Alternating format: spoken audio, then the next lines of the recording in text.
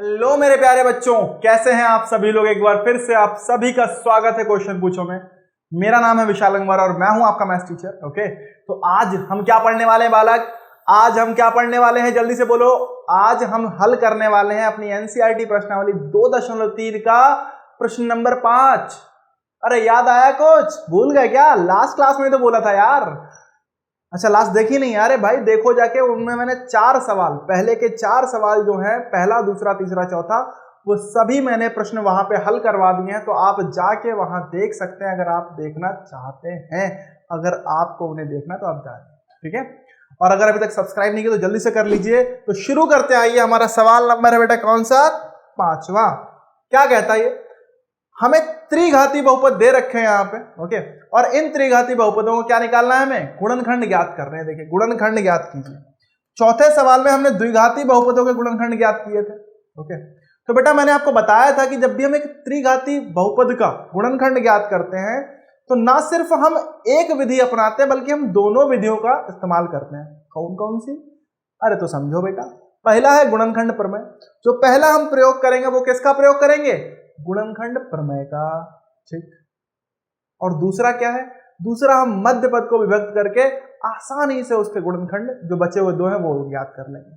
तो पहला गुणनखंड गुणनखंड प्रमेय के अनुसार हम ज्ञात करेंगे और दूसरा गुणनखंड क्या करेंगे? ध्यान करो, क्या करेंगे बालक? मध्य पद को विभक्त करके ज्ञात कर लेंगे, दूसरा और तीसरा। ठीक, कैसे होगा देखो, समझो। सबसे पहले जो भी आपको दे रखा है इसको px मान लेते हैं। चलिए px, आपको अगर ध्यान हो बेटा तो px बराबर हुआ, मान लीजिए x की घात 3 माइनस 2x स्क्वायर प्लस 2। ठीक, तो बेटा क्या करते हैं हमारे पास? अच्छा, माइनस का x प्लस का 2। ठीक, गलती हो जाती है, गड़बड़ हो जाता है, गलती नहीं करनी है, ध्यान दीजिए। अब हमने क्या बोला? सबसे पहले तो आपको देखना क्या क्या चीजें होती हैं। सबसे पहले आपको देखना होता है कि जो आपका x की घात 3 मतलब जो सबसे बड़ी घात का पद है उसका गुणांक क्या है? गुणांक उसका 1 होना चाहिए। 1 दिख रहा है, इसका अपने आप 1 है। जब गुणांक 1 हो फिर हमें क्या देखना है? फिर हमारा जो अचर पद होता है, 1 ना हो अगर तो 1 करना पड़ता है। मैंने करवाया है ऐसा सवाल और आगे भी करवाऊंगा, चौथा सवाल ऐसा ही है, ठीक है। तो अब उसमें 1 करेंगे तो बेटा फिर क्या देखते हैं? फिर हम अचर पद, जो भी हमारा अचर पद होता है उसके हम संभव गुणनखंड देखते हैं। क्या देखते हैं? संभव गुणनखंड। तो बेटा हम कह सकते हैं जो हमारा 2 है, तो हम कह सकते हैं कि 2, या ऐसे बोल सकते हैं कि अचर पद 2 के संभव गुणनखंड, संभव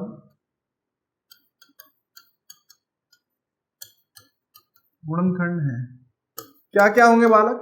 देखो, एक तो प्लस माइनस 1 और एक प्लस माइनस, देखो चिन्ह के साथ, क्योंकि देखो माइनस माइनस की गुणा में प्लस हो जाती है, इसीलिए बेटा कुछ भी हो सकता है। मान लो -1 गुणा -2 करूं तो तब भी तो आएगा ना 2। तो बेटा +1 गुणा +2 तब भी 2। तो इसीलिए हमने ये माना कि भाई ये +-1 भी तो +-2 भी होता है। क्या इसके अलावा कुछ और होगा? और होगा ही नहीं, ठीक है। अब इन्हीं पे आपको ट्रायल करना है। कैसे ट्रायल करें? मतलब ये जो आपका संभव गुणनखंड है, इन्हीं को रख के देखना है किस पे ये पूरा px 0 हो रहा है, किस पे ये पूरा बहुपद 0 हो रहा है।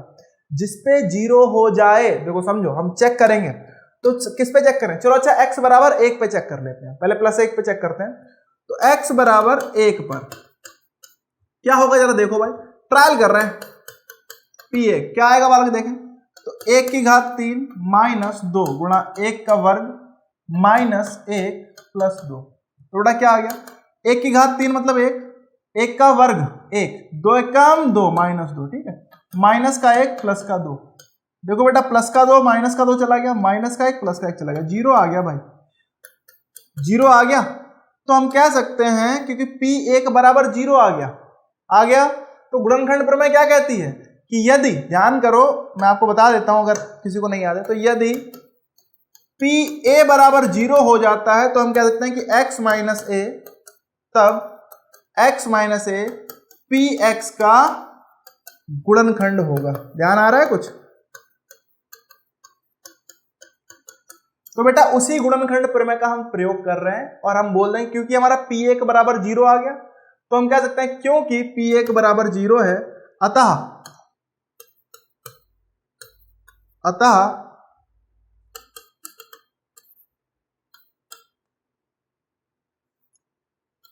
गुणनखंड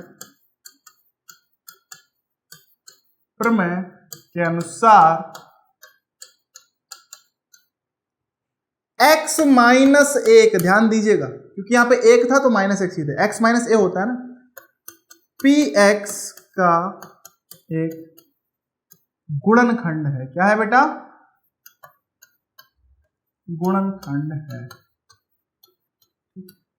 अब यहां पे एक काम करना है, बहुत ध्यान से समझिएगा। जो भी लिखा था px, अब इसको हमें देखो दो तरीके, अब यहां इसके बाद दो तरीके हैं करने के। इसके बाद मैंने आपको बताया दो तरीके, एक तो है हम दीर्घ विभाजन प्रक्रिया अपना सकते हैं, और जो हमारा जो भी गुणनखंड निकल के आया है x माइनस एक, इसका गुणनखंड निकल के आया, इससे हम क्या करें, px को भाग दे दें। जो भागफल आएगा वो एक द्विघात क्या होगा, द्विघात बहुपद होगा। इसका उसके साथ गुणनफल कर दें तो ये हमारे क्या हो जाएंगे, गुणनखंड हो जाएंगे। और द्विघात बहुपद का तो हम कैसे कर सकते हैं, मध्य पद को वियुक्त करके कर सकते हैं। ध्यान आ रहा नहीं आ रहा? ठीक, एक विधि वो है। दूसरी विधि क्या थी कि भाई आपका जो भी ये बहुपद दे रखा है, मान लीजिए ये हमें दिया था, क्या दिया था, x की घात 3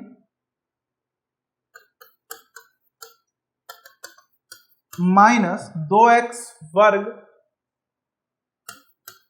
माइनस का x प्लस 2 दिया है। अब जरा ध्यान से देखो, हम क्या करें, हम चाहें तो एक और काम भी कर सकते हैं, इसमें से x माइनस एक उभयनिष्ठ लें। अब उसके लिए हमें बनाना पड़ेगा। देखो मैं एक सवाल इससे करके दिखा रहा हूं, एक सवाल उससे करके दिखाऊंगा, ठीक है? दोनों विधि पे एक एक सवाल करेंगे, ध्यान दीजिए। तो बेटा क्या हो जाएगा, ये यहां पे अगर देखें तो x की घात 3, देखो हमें क्या निकालना है, x माइनस एक निकालना है, ठीक? तो कुछ ऐसा लिखा होना चाहिए, देखो x की घात 3 लिखा है यहां पे, ठीक? अगले वाले में देखो माइनस का 2x स्क्वायर लिखा है, तो इसको चाहूं तो मैं लिखता हूं माइनस का x स्क्वायर लिख दूं। क्यों लिखा मैंने, पहले माइनस एक्स स्क्वायर लिखा, अभी आगे मत सोचो क्यों, इसके हिसाब से लिखा मैंने कि अगर अब इनमें से मैं कॉमन लूं, देखो उभयनिष्ठ लूं, क्या लूं, एक्स स्क्वायर उभयनिष्ठ हो जाएगा, क्या बचेगा, x माइनस एक, और x माइनस एक लेना था तो बनाना पड़ेगा, इसकी प्रैक्टिस करनी पड़ेगी आपको। समझ में आ रहा है? इसका अभ्यास जितना ज्यादा करोगे उतना ज्यादा हो जाएगा, ठीक? नहीं तो दूसरे तरीका मैं बता ही दूंगा आपको, भी टेंशन ना लीजिए, ठीक? उसके बाद क्या बचा, अब बचा यहां पे हमारा माइनस का एक्स स्क्वायर, ठीक है? माइनस का एक्स क्या हो जाएगा, माइनस का 2x स्क्वायर हो जाएगा ना, माइनस एक्स, ठीक है? ठीक है, और प्लस का 2। अब अगर इनमें से मैं माइनस एक्स, यह काम करो, यहां पे काम करते हैं, यहां पे कर देते हैं प्लस का x माइनस का 2x। देखो प्लस x करा तो अब देखो, अब इसमें से माइनस एक्स क्या लूंगा, उभयनिष्ठ लूंगा, तो क्या बचेगा, x माइनस एक, और क्योंकि यहां पे सिर्फ एक x था माइनस का, तो मैंने एक x इसमें जोड़ दिया, प्लस कर दिया एक x।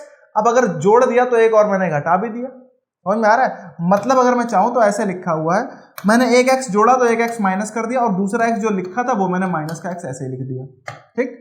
क्योंकि एक x मैंने अलग से जोड़ा है तो मैंने एक x माइनस भी कर दिया, बाकी दूसरा जो लिखा था वही लिख दिया, प्लस 2 रहने दो, ठीक? तो ये क्या हो जाएगा, जरा ध्यान से देखो, ये हो गया। इन दोनों में अगर मैं लूं तो क्या लूंगा भाई, इसमें एक्स स्क्वायर अगर उभयनिष्ठ लूंगा तो क्या बचेगा, एक्स माइनस एक। इन दोनों में बोले तो क्या बचेगा, देखो माइनस का एक्स अगर मैं उभयनिष्ठ लूं तो क्या बचेगा, एक्स माइनस एक। यहां पे मैं ऐसे लिखता हूं माइनस का 2x माइनस माइनस 2, ये होगा प्लस का 2 हो गया, ठीक? तो देखो बेटा यहां पे हो गया एक्स स्क्वायर एक्स माइनस एक माइनस का एक्स माइनस एक, माइनस का 2 यहां उभयनिष्ठ लूंगा तो क्या बचेगा, एक्स माइनस एक। हर जगह देखो हमने इस तरीके से इसको बनाया, जो नहीं था वो हमने लिख दिया। आपको ये करना पड़ेगा। देखो अगर इसकी प्रैक्टिस हो जाती है तो बहुत अच्छी बात है, ठीक?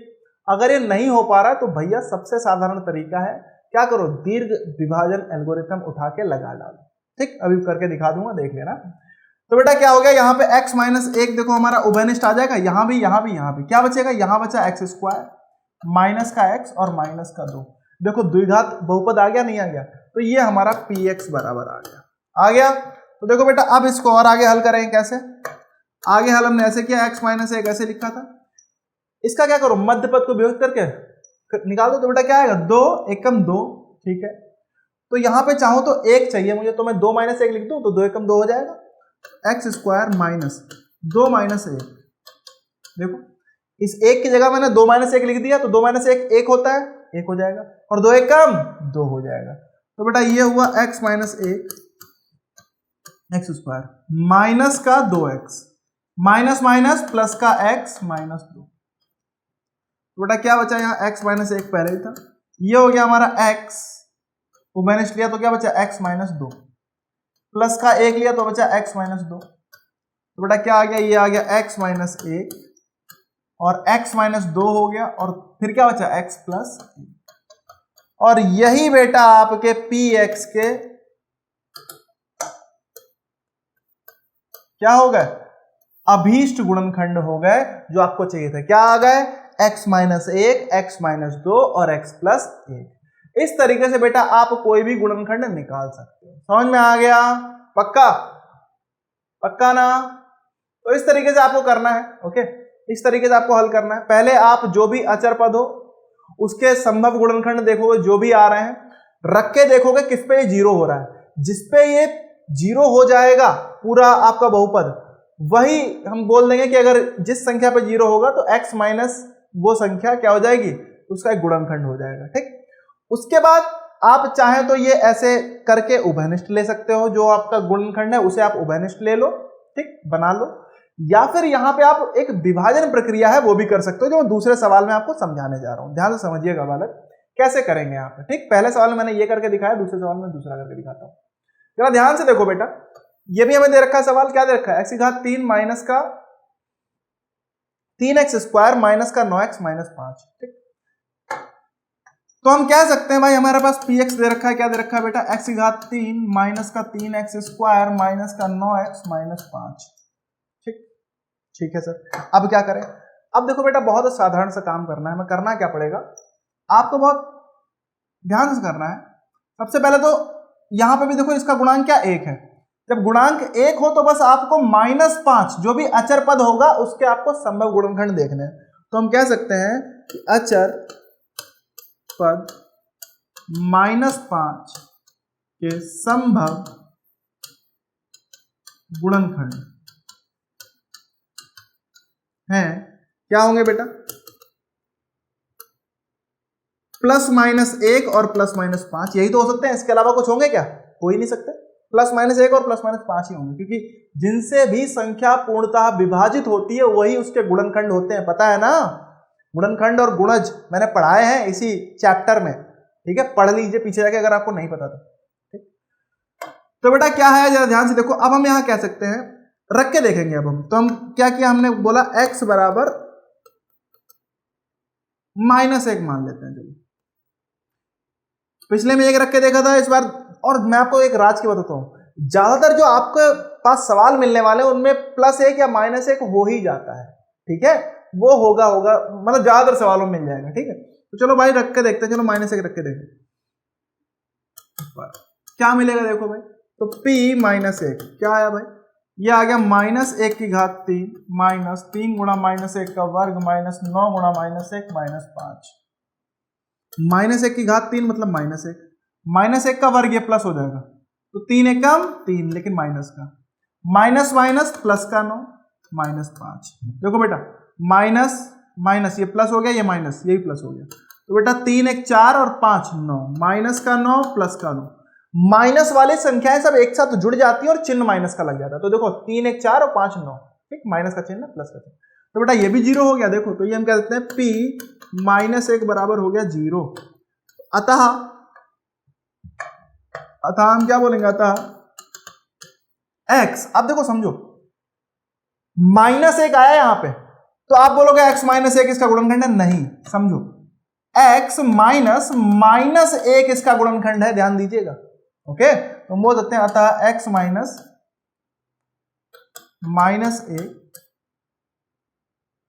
मतलब क्या हुआ इसका। अब देखो इस संख्या को चाहूं तो देखो, चलो दोबारा लिख देता हूं, x -1। अब देखो इसको जब मैं हल करूंगा बेटा, माइनस माइनस जब कोष्टक हो तो x +1 आ जाएगा। तो अतः x +1 px का गुणनखंड है। जिनको भी पिछली प्रक्रिया समझ में नहीं आई, पिछला सवाल जिसके बाद क्या किया मैंने वो पल्ले नहीं पड़ा, वो लोग इस प्रक्रिया को अपनाएं। ये बहुत साधारण है, इसीलिए बेटा मैंने दीर्घ विभाजन भी आपको पढ़ाया है, क्योंकि मुझे पता था उसका आपको जरूरत पड़ने वाली है, इसीलिए पढ़ा दिया था पहले। तो हम करेंगे क्या यहाँ पे वो समझ लो। क्या करेंगे बेटा, इसके बाद जो भी हमारे पास px था और जो हमारा गुणनखंड आया है उससे हम उसको भाग दे देंगे। तो हम कह देंगे कि px को x प्लस 1 से भाग देने पर, मतलब जो हमारा गुणनखंड आया था उसी से भाग देंगे, ध्यान दीजिएगा, ठीक। तो जब भाग देंगे तो बेटा हमें क्या मिलने वाला, ध्यान से देखो, आओ भाई, x प्लस 1 से हम भाग दे रहे हैं किसको, इसको। तो क्या आ गया हमारे पास, इसको दे रहे x की घात 3 माइनस 3x स्क्वायर, x की घात 3 माइनस 3x स्क्वायर माइनस का 9x और माइनस 5, यही था ना, ठीक है। आइए, ठीक, आओ भाई दे दो। कैसे भाग देते हैं, सबसे पहले जो सबसे बड़ी संख्या हो, क्या है, जो सबसे बड़ा पद हो, क्या है, x की घात 3 से इसके सबसे बड़े पद से भाग दो। तो x की घात 3 बटे x क्या आएगा, x की घात 2 आ जाएगा, तो x की घात 2 आ गया, ठीक। उससे इसकी गुणा करें तो क्या आएगा, x की घात 3, 1 से जब गुणा होगी x की घात 2 की तो बेटा क्या आएगा, x स्क्वायर की गुणा 1 से तो क्या आएगा, प्लस का x स्क्वायर। चिन्ह बेटा बदल जाते हैं, ध्यान है, माइनस माइनस, ये तो चल बस है क्योंकि प्लस माइनस खत्म।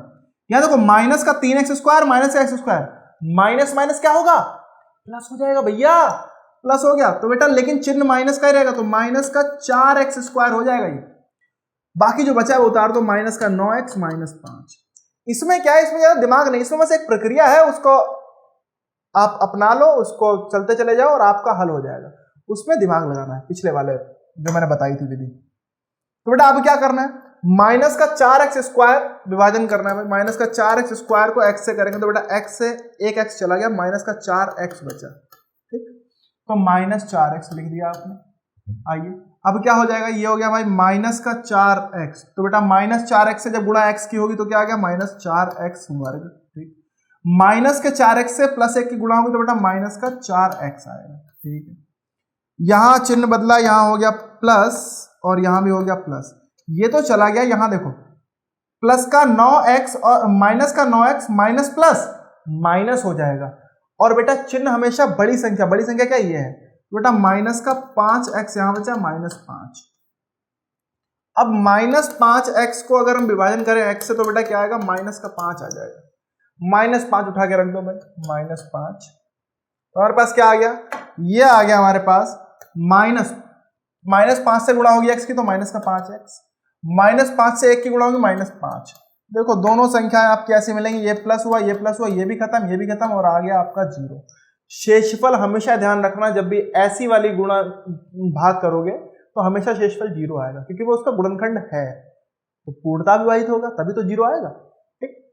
तो अब आपको क्या करना है, जो भागफल आया है px क्या होगा, जो हमारा ये है, क्या होता है भैया, जो भाज्य होता है वो क्या होता है, भाजक और भागफल का गुणनफल ही तो होता है जब शेषफल 0 हो। तो हम कह सकते हैं अतः, अब देखो इधर कर दे रहा हूं, ध्यान दीजिएगा,